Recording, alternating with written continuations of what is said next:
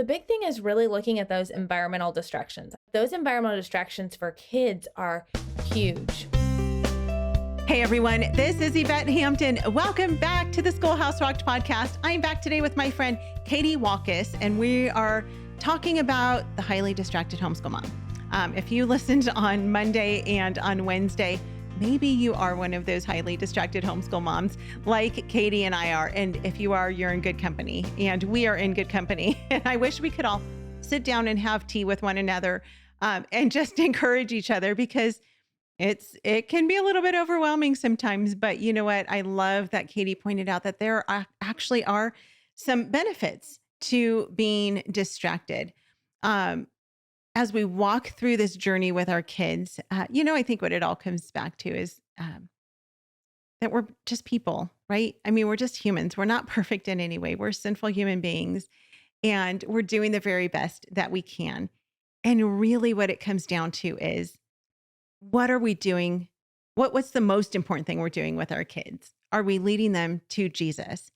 And we could have the most perfectly structured day, and we can have all of our curriculum perfectly laid out, and we can get through all of our tasks in the day and check every box perfectly. But if you're not pointing your kids to Christ in the process of doing that, then none of it matters. None of it at all, because that's the most important thing, is pointing them to Jesus. And so it's okay if you're distracted. Sometimes distractions come as a benefit to our life, because it allows us opportunities to point our kids to Jesus. And so we'll talk a little bit more about that. But I want to talk first about helping our kids who are like us, maybe who are easily distracted. And so we're going to kind of jump into that question. But before we do, I want to say thank you again to our sponsor, CTC Math. If you guys are looking for a great online math program, visit ctcmath.com. You guys have heard us talk about it for years. We continue to have a great relationship with CTC Math, and they continue to sponsor this podcast because we believe in them and they believe in us. And we are so grateful for this resource that moms have, and especially for those of you who are highly distracted and you need something to help you get through the day. And maybe math is one of those subjects that you just can't get to, or you just don't want to. Math is not your thing.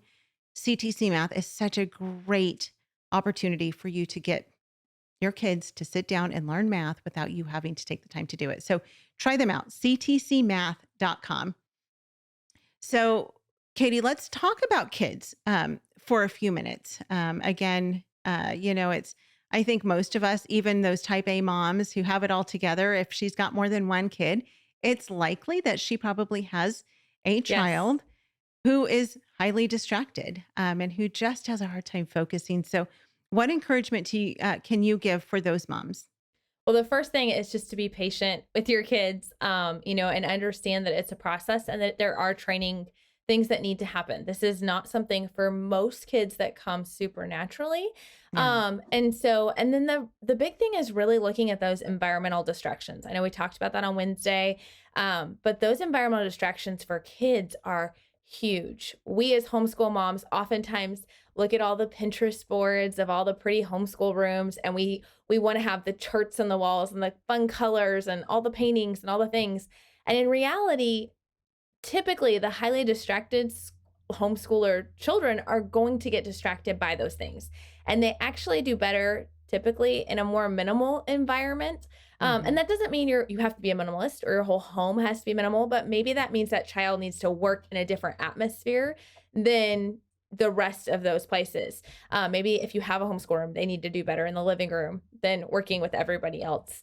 The other thing is noise, right? Our distracted kids, noises can be very distracting. So noise canceling headphones have been a lifesaver in our home. You can get them from Walmart, Amazon. They're like $10. You don't have to buy super fancy ones. And having my kids be able to just kind of block out the external, they can still hear me, right? They can still hear my voice, but it blocks out a lot of that white noise and helps a lot with being able to focus. Yeah, that is such a great point.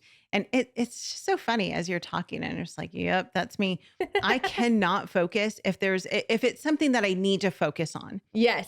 If I'm if I'm reading something that I really need to concentrate on, or if I'm writing something or, studying something, if I'm preparing, to speak, anything like that, I have to have complete, absolute silence. And so I'll put earplugs in.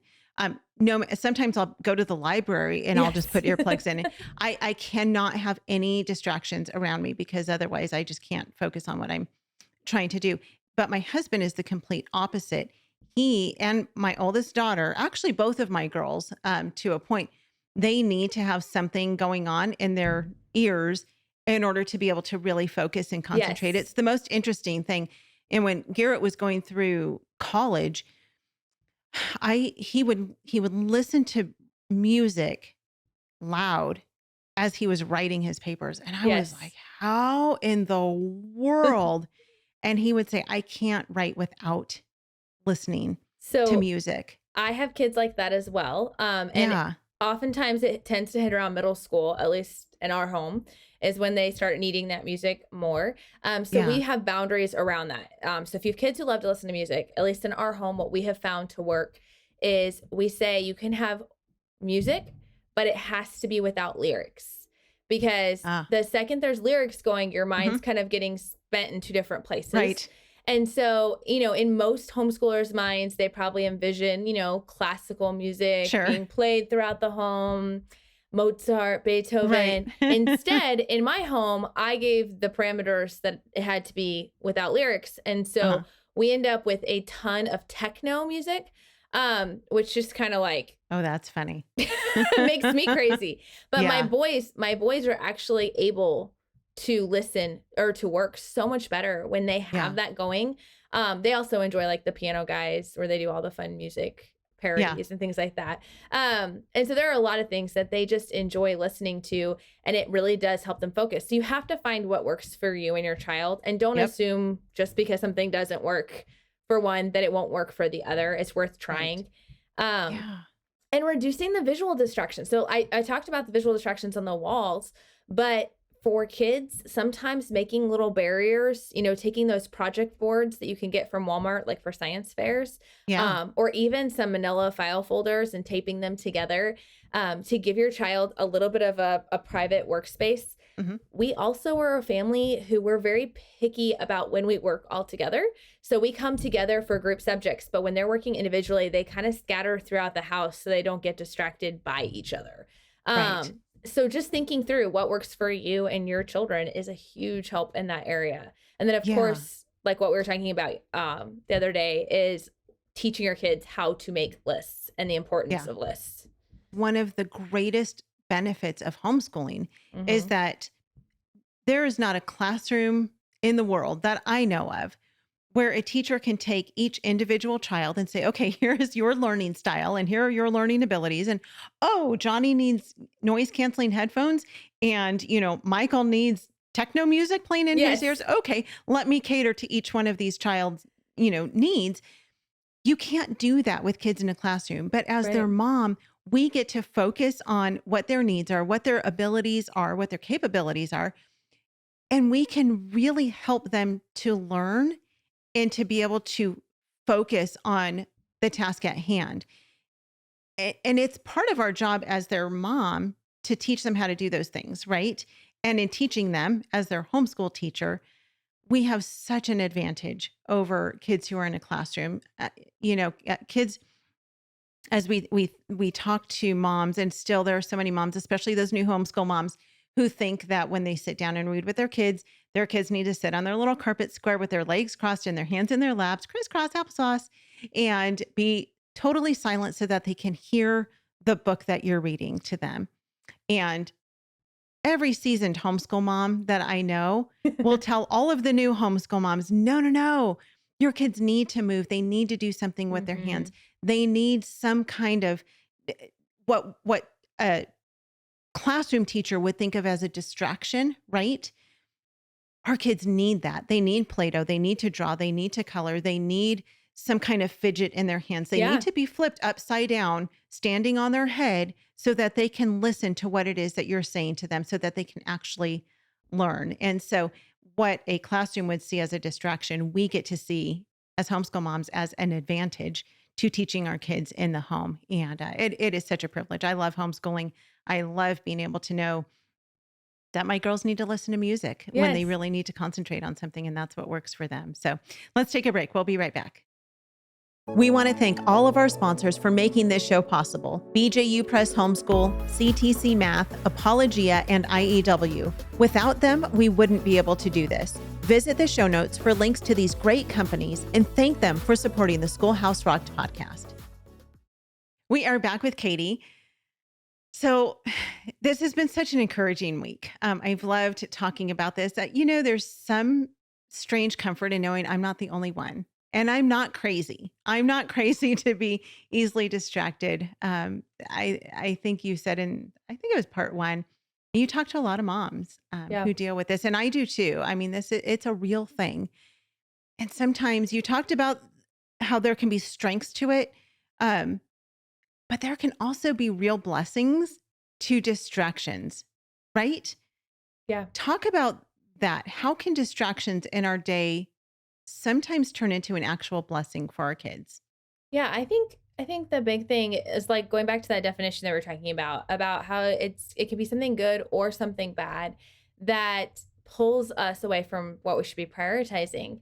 And we oftentimes think about those things that pull us away all the time from those things we want to accomplish. But I think God oftentimes uses distractions to challenge us in what we're prioritizing. And that is such a big problem, I know for myself, that whether it be the to-do list or the chores or the homeschooling or even, wanting to spend family time. How many times have we been like, we're going to spend a quality family day together. We're going to take a trip and we're going to have fun. And all these things keep coming up and we get frustrated. And I feel like a lot of times it's a reminder to be like, hey, this is actually the most important thing.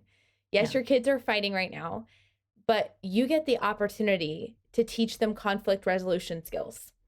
Mm-hmm. And that opportunity to teach them that is going to impact them so much more than that trip to the park that you were hoping to take, or that math lesson that you were going to teach. Having the opportunity to teach our kids that there are things that are worth setting aside our to-do list for, that when that mother is going to the hospital and she needs someone to come pick up her little kids because she's got no one else, that is 100% worth putting this aside. And I think that's what many of us who homeschool, we want to teach our kids, is we want to teach them to serve others. We want them to have right priorities and we want them to learn. We want them to get the academics, but the academics are not the main thing. And this really allows us to teach them that in a really tangible way. Yeah. Yep. I love that. Rachel and Davis Carmen.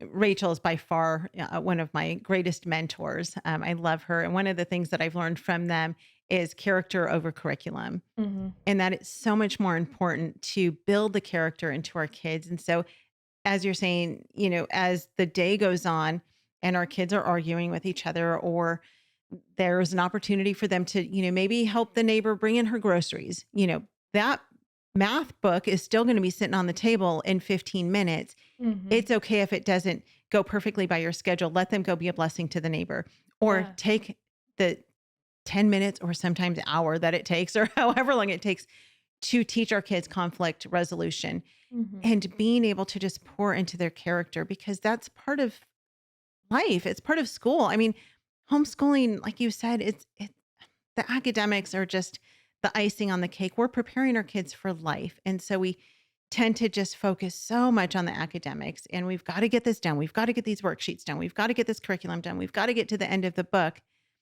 And we miss all of the things that are around us. All of the opportunities that we have to be able to teach our kids and point them to Jesus and build character in them and build their relationships with one another. And I think it's unfortunate that we often miss out on those things, because if we're looking for them, we will see them and we will find them.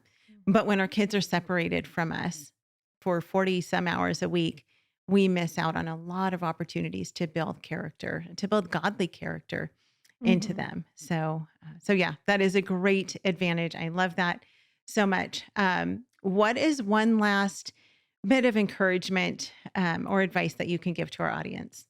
I think a big thing to focus on with your kids is to teach them how to come back from a distraction. And this goes for us and for our kids.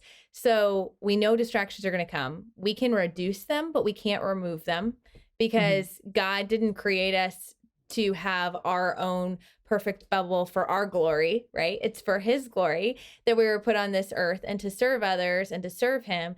And so it's one of those distractions are going to come. So teaching our kids those distractions are going to come. Recognizing ourselves, those distractions are going to come. And instead really giving our kids and ourselves anchors in our day where we can kind of refocus. So for every family, it's different. Your anchors, if you don't have anchors in your day, you can just use meal times of like breakfast, lunch, and dinner. So maybe the whole morning is a distracted mess and it's overwhelming and the phone kept ringing and the neighbors came to the door and the dog got out and, the chickens are everywhere or whatever. We can go, okay, but now it's lunchtime and we're going to restart and we're going to this is the next part of the day. And kind of dividing your day up into those chunks. We're so quick, our kids especially are so quick to be like, it's a bad day. And they just label it that way. And that's just kind of how it's stuck. And it's like, no, this was a bad first quarter. We're gonna go into the second quarter stronger. And so really teaching them how to refocus, to take the opportunity to pray, to take the opportunity to confess sins. If we lost our temper, if we got upset because things didn't go the way we wanted, take that opportunity to say, I'm sorry. Will you forgive me? And be like, guys, let's start fresh. So I really encourage you to have those anchors in your day and to be able to refocus and restart and teach our kids that, because that's probably one of the most valuable skills you'll be able to teach your kids. Yep. Going into adulthood. Yes. Awesome. Oh, Katie, thank you for your encouragement this week. It's been so much fun chatting with you, and just so refreshing. I feel like, we need to have a club. Yes. We need to start some kind of, focused club for the distracted homeschool mom. Yes. Though, of course, that would be just another distraction for us. So maybe we won't do that. but thank you for your encouragement and just your wisdom. And thanks for being so transparent just about where you've been, where you are, and what the Lord is doing in your life and in your family. One more time, tell people where they can find out more about you. Yeah, you can find me on YouTube at Life Mundane, or you can find me, we have a podcast for parenting and biblical marriage encouragement that I do with my husband. It's also called Life Mundane. And finally, you can find me at Made to Homeschool, which is a new online community curated by Christian homeschool content creators that is all about encouraging and equipping you for this homeschool journey. So we would love to be able to see you in any of those places. Love it. We'll put all those links in the show notes. You guys, thank you so much for listening. Thank you for watching. We are so grateful for you. If you've not yet checked out our merch store, check it out on our website, schoolhouserocked.com. Or if you're watching this on YouTube, you'll see the little banner down at the bottom. We've got t-shirts, we've got bags, we've got mugs, we've got all sorts of fun things that you can purchase to help support the ministry of Schoolhouse Rocked. We love you guys. Have a great rest of your day, and we'll see you back here next week. Bye. Often when I speak and I talk about the need to equip ourselves with a biblical worldview, and I'll mention to my audience that we got to recognize that around 90% of kids from church homes go to the public schools. And in those public schools, in a real sense, secularism, naturalism, atheism is the new religion of that system. The system itself is inherently atheistic because the system itself assumes right up front that you don't need God to explain anything, that you can explain all things, biology, anthropology, astronomy, mathematics, everything without God, without the Bible. That is the religion of humanism, naturalism, atheism. And for so many Christian parents, when we send our kids to that system, they're there for almost 40 hours a week, 9 months out of the year, and they're getting really hit with this atheistic worldview and all the reasons, really, the atheistic worldview must be true, and if that's true, then the Bible can't be true.